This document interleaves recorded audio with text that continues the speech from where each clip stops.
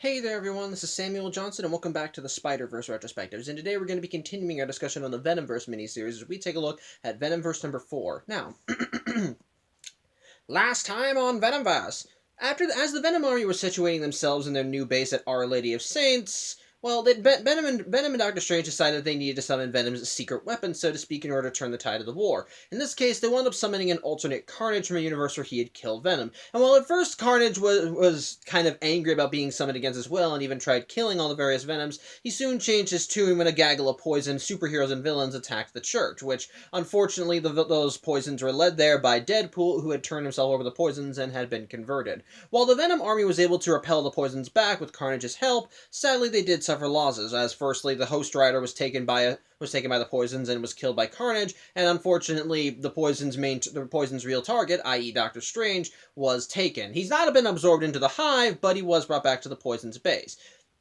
As such, with this loss under their belt, the Venom army decided they had to go somewhere else to try and figure out a new strategy, especially with Carnage on their side. But unfortunately, as they were running away, Venom had time to think, and he soon learned exactly why the Poisons wanted Doctor Strange. And sure enough, back at the Poison's base, the Poison Doctor Doom does exposit to Steven why they want him. Specifically, they want him to keep summoning more symbiotes, because from their perspective, they just saw him and basically they've been seeing all these various Venoms that they've been summoning, and well, put simply, it's an all-you-can-eat buffet for them. So they basically want Steven to join their fold so they can keep summoning them, which is where that's where last issue ended, and today's issue, well, it begins with the Venom army being hunted by a pair of poisons, specifically a poison Sabretooth and a poison Gwenpool, this poison Gwenpool is the same Gwenpool that we saw in Edge of Venomverse number 2. So, that sucks. That really does suck. But anyway, yeah, basically, Gwenpool and Sabretooth believe that they have the Venoms on the run, as Sabretooth can smell them and he thinks they're cornered, but as they're walking along through the streets of New York, some little poisons end up stepping on landmines and get blown up, but good. So yeah, this is all a trap. As such, the Venoms immediately spring their attack as the Venomized Wolverine and X-23 jump down and start fighting Sabretooth. And while Sabretooth is still very much enhanced thanks to his poison physiology, well, these are two different Wolverines, so it's still more of a fair fight. So while he does get more advantage, while he is a little bit stronger than them, they can still hold their own, though he does start kind of whooping their asses a little. In the meantime, Venom jumps down and tries to grab Gwenpool, but Gwenpool's skill still transferred over to when she was turned into a poison, so she's even able to fend Venom off, and even kind of makes a crack at him about how he's kind of the plain Jane Venom that was only invited out of pity. But while she manages to shake Venom off, it turns out they have a little secret weapon at their disposal, specifically Ant-Man. As when Gwenpool least suspected, Ant-Man, while tiny, manages to sneak down, and then he manages to grow to giant size and just grabs her in his hands, so managing to trap Gwenpool. In the meantime, with Gwenpool captured, Venom believes they have exactly what they wanted, and so he tells someone to, and so he gives a go-ahead, and sure enough, it's not just landmines that were planted underground. It's Carnage, who immediately bursts out of the ground and just starts going after Sabretooth. While he manages to get a few good licks in as he manages to chop off his arm, eventually the kill is given to X-23 and Wolverine as they end up chopping his head off. Which annoys Carnage something fierce, but they are able to calm him down by letting him know there are more poisons out there. So, and well, they got what they wanted with Gwenpool. So hey, all in a day's work, right? Well, the thing is, as the Venoms are leaving with Gwenpool, there's another Pool on standby who's watching the sidelines, specifically Deadpool, who looks like he's getting ready to follow the group.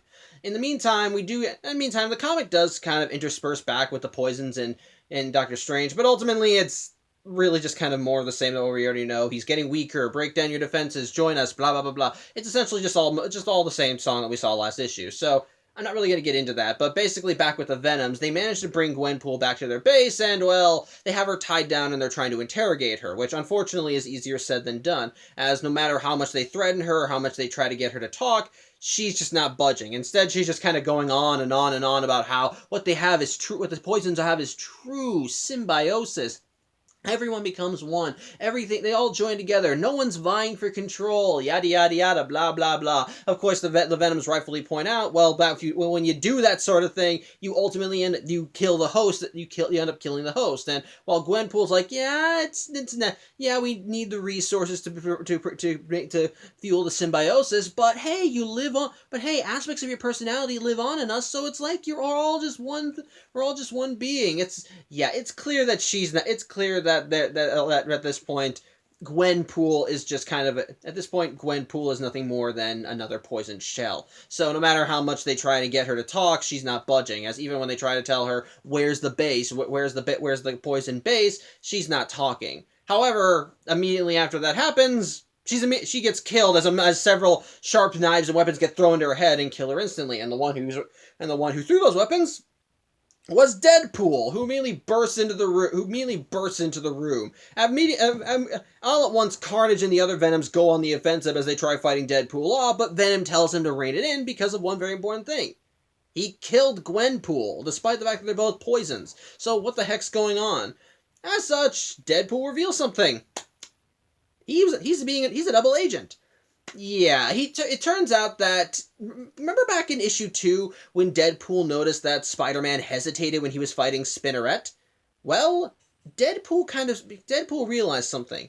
Like Gwenpool said, aspects of the original host personality are integrated into whatever poison that absorbs the superhero. So in some way, when Deadpool saw that Spider-Man still held on to some affection for Mary Jane, despite how he was now a part of the poison hive mind, Deadpool thought, what if I joined the group? And in his own words, he banked on his brand of crazy. That he thought that his insanity would shield enough of his mind so that when he was consumed by the poisons, he'd still be there in the driver's seat. Though even he admits it's not perfect, as even he doesn't know how long he can stay in control before the poisons re-exert dominance. So he even tells the Venoms to tie him down so that he can give him information. And so, as such, he does reveal exactly what it is the poisons are after, and he does reveal that they want Doctor Strange, but it turns out that this goes far beyond just absorbing the symbiotes into the hive mind. And despite how the poisons say they want to do this so they can all be together, so they can learn about everyone, so they can have a true symbiosis, no.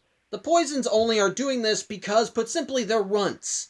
The poisons are weak. They can't do anything. We've seen that with the little poisons. While the little poisons are dangerous to anyone with a symbiote, to anyone without a symbiote, again, as I mentioned a few issues back, you could just crush them with a rock, and they would go down. That's how Venom was able to kill one before. So, he just used a symbiote tendril and smashed its head in. That's how in the first issue Captain America was able to kill one. He just threw a shield at it. Again, these things are very easy to kill in their base forms. It's when they're bonded with a symbiote, it's when they end up absorbing a symbiote that things go through. And yeah, basically, that's part of the reason why the poisons want the symbiotes, because the symbiote is when they find someone with a symbiote, they can absorb them and essentially not be weak anymore, be stronger, be better, and basically that's what their end goal is. They want to be apex predators, and because of how the symbiote's own natural abilities and how it improves them, they can use that to make themselves stronger. And of course,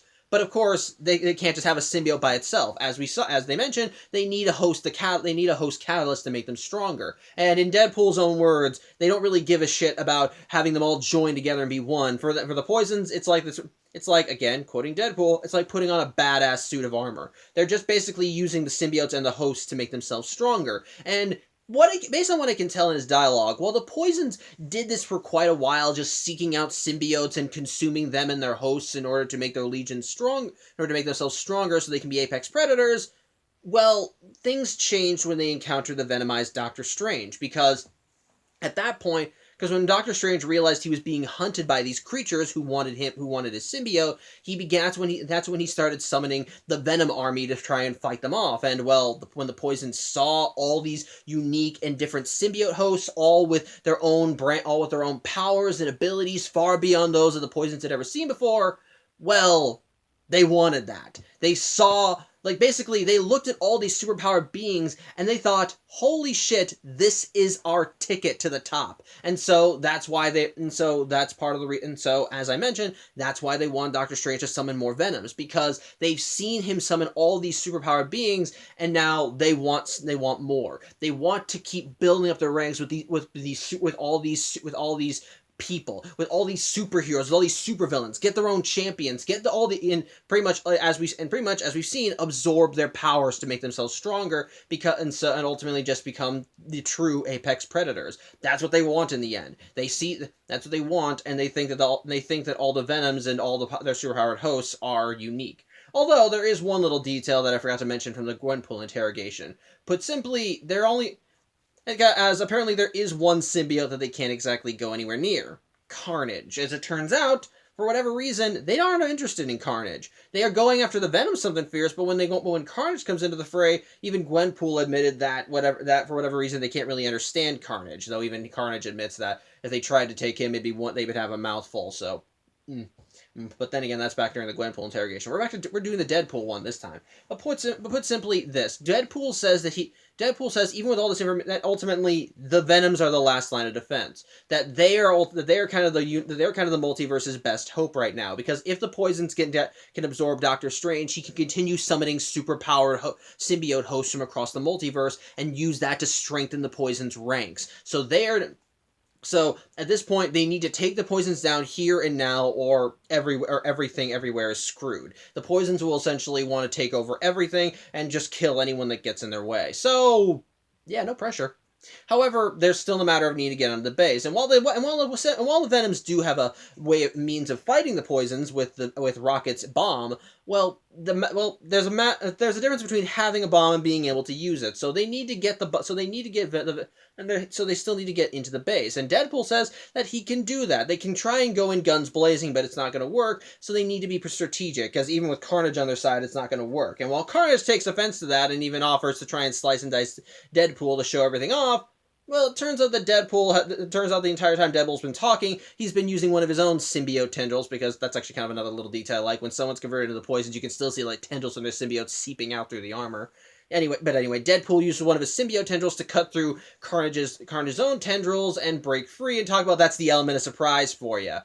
At which point we then cut back to the poison base as we see the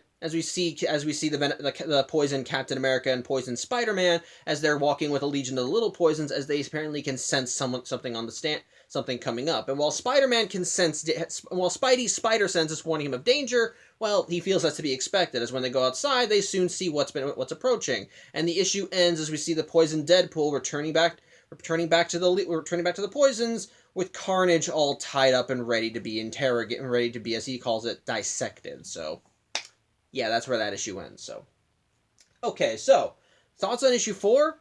I like it. I like it. It's fun. It's, again, more awesome, fun action. And this one really does feel like that things are coming to a head, that the Venoms are starting to make progress in taking on the poisons. Now that Carnage is on their side, they're actually taking rather than having the poisons hunt them down and then do a sneak attack, the Venoms are now trying to lure them to places and launch attacks on them. And from them, they're actually trying to get information on the poisons, because after all, the poisons have been able to get information out of them by absorbing members of their army. That's how they were able to it's how they learned about Doctor Strange. It's how they're able to figure out where they were, it's how they're able to figure out that they were at Our Lady of Saints. So because of that, the Venoms usually have always been one step behind. But now with Carnage on standby, they're essentially baiting the poisons as they manage to lure them to a location and then launch a sneak attack on them. I like that. I like that. It's very active, and I do like seeing the Venoms now better coordinating to utilize that. And on that same note, I like that we see our Venom now kind of fulfilling the leadership role. That we see him now actually being, he's not pushed into, which, if I can give another credit to Venomverse, unlike with Spider-Verse, where the main universe Spider-Man was kind of pushed into the leader role because he was the chosen one, because he had fought Morlun before and won, well, Venom here just kind of naturally starts slipping into the role because he has his own strategies for taking on the poisons.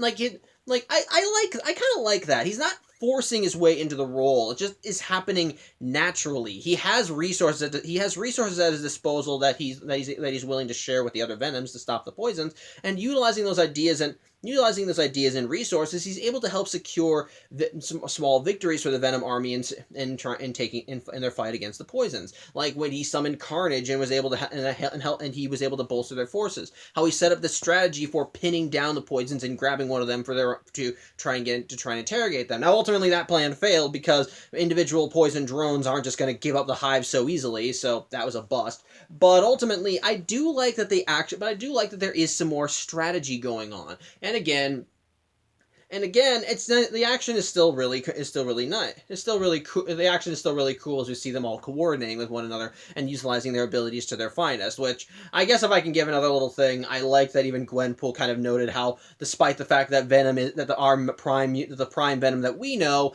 is essentially the most recognizable version among this Venom army, he's kind of a plain Jane, as the only real claim to fame he has are the spider powers that the symbiote gives him. So I guess I can kind of, so I don't know. I kind of find that amusing, and it kind of echoes how I feel about how most of the Venoms are ultimately just alternate superheroes bonded with the Venom symbiote. So I don't know. But either way, action is still really good and nice. And of course, I actually really like the twist with Deadpool here, because it's actually very smart. Because while Deadpool may be insane, he's not stupid. I like that he actually paid attention in the battles with the poisons, specifically the battle with Poison Spider-Man, and was able to start noting details and thought of this plan. It's most likely why he acted like that they were all screwed and that they had to and that he might as well give up. Essentially, if he wanted to ingratiate himself to the poisons, then he needed to make himself look like a traitor to the Venoms, as after all, the poisons would most likely want to see what's going on in his head, and considering how his mind works and how crazy he is, I think he was banking on the fact that the poisons wouldn't be able to get full access to his mind, and, well, as we see here, they didn't. Because of Deadpool's latent insanity, he was able to cordon off enough parts of his head so that when he was consumed, broken down, and his consciousness absorbed into the hive, he was able to still retain some sense of individuality and utilize that to essentially spy on the poisons, learn details, how they operate, and ultimately, when he felt he had learned enough, to go back to the Venoms and say, okay, here's what you need to know. Now, again, the issue also leads you to wonder if he's faking it, because at the end of this issue, we see him breaking free from his bonds and supposedly fighting the Venoms and grabbing Carnage. So I like that. It does kind of feel like things are that also leads to more things kind of coming to a head, as it makes you feel like that the poisons are getting a bigger advantage on the Venoms now, especially with Deadpool now having Carnage by the end. But that's a nice way of furthering things along, and it really does feel great, and it really does feel like things are coming closer and closer to a head. So I dig that. I dig it. It's nice. But again, another thing I like is that we learn more about the poisons. We already knew that the poisons just wanted to absorb the Venom host so that they could become stronger. But what I kind of like here is that rather than the poisons doing this because they feel they're the perfect host, so to speak, they're doing this because they just want to be on top, which, in a way, I can kind of understand. After all, the little poisons, as we saw, they're weak. They're useless. They have certain defenses so they can keep larger, more violent species from killing them, i.e., the psychic visions that they can use to make people believe that believe that there's someone else close to them. But in that sense, what I like is that ultimately their main goal is just the hosts themselves, so to speak. Yeah, they hunted down based on what Deadpool said, it's implied that the poisons have hunted people with symbiotes in the past, but it was most likely just like plain Jane hosts, like regular people bonded with the symbiotes and then having their own superpower, having their own abilities just cranked up to 11 because of that. And the poisons just looked at it and thought, oh shit, we want that, and so they pursued those hosts. But then likewise, it wasn't until the poisons encountered Doctor Strange and started seeing all the superpowered symbiote hosts that he brought in, that they started looking at, and then they started seeing this and thinking, We want that. We want to be that. They want that, which again I think is a natural evolution. They basically want to be the ones on top. They want to be the ones in charge. And in order to do that, they think they need power. And so, what better source of power than the people who have literal superpowers at their disposal? And as we see, whenever they absorb those people, they inherit their powers and knowledge and abilities. So I think so. I kind of dig that, and it does add more. It does kind of add more to the threat level with the poisons, because at the end of the day, it's not just the venoms that they're after. It's just literally they want to be the guy. They want to be the ones on top. So that means that if they do, so that literally means that if they take the Venom army down, they're not just going to stop. They're going to keep hunting, and they're going to keep growing, and eventually, with enough forces to bolster them, they can extend their reach to across worlds. So that is honestly pretty terrifying. So that is pretty terrifying. On the whole, and so I do like that. But otherwise, and on top of that, we also get another kind of little minor character moment. And this one is between Mania and the Venomized Black Panther, which I kind of like. Which, again, it's a small moment, but it's kind of nice. It's kind of nice because basically, because it's clear that this version of Mania is the second version, Andy, who Flash Thompson gave a bit of his symbiote to, as she mentions how before she was pulled into the Venom army, she was in detention. And then likewise with Black Panther, he talks about how he was going to a peace summit, he was about to present a core that he and his nation have been working on. So I like that. So I kind of like that. And basically it's just them shooting the shit and exchanging notes while they're on lookout duty. I like that. I like little moments like that they're just kind of talking and exchanging notes and just kind of talking about their lives prior to being pulled into this thing. It's a small little thing. It's a nice little humanizing thing to showcase that these aren't just badass superheroes that are going in to fight bad guys, that there actually are real people who really have stakes in what they're doing and have lives that they want to get back to. Again, it's nice, and it's a nice little humanizing thing to make you kind of care more for what's going on with them. So I dig it.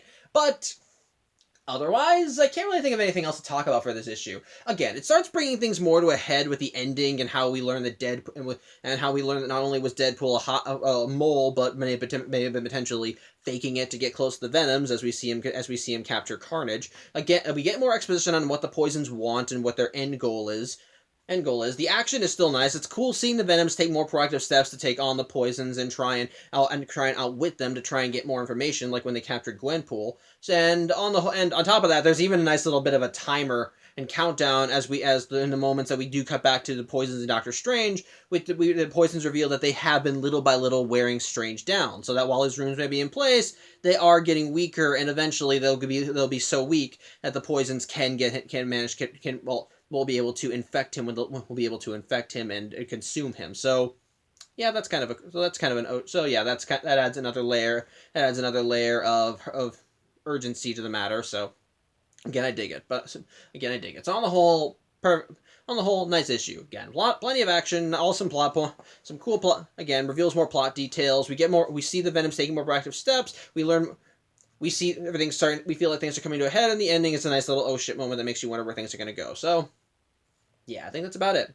Overall, good issue. So, I think that's about it. Thank you for watching. I'm Samuel Johnson. I hope you have a good Saturday. And while I normally would say I hope I can see you on Tuesday, there might be a bit of change in plans next week. I'm going to do a video tomorrow to explain it, but put simply, I might be rearranging one. I might either be changing the date for my Tuesday vlog, or I might not be doing any Spider-Verse retrospectives next week. We'll kind of see how it goes, but I'll explain what it is when I do my video. But put simply, things are going to get heavy for me next week, and I might not have the energy to do the vlog for that. So again, we'll see what happens. But I will be doing a video tomorrow explaining it. But either way, I hope you enjoyed this video. If I do come back next week, I hope to see you then. And again, I hope you have a good Saturday. Take care.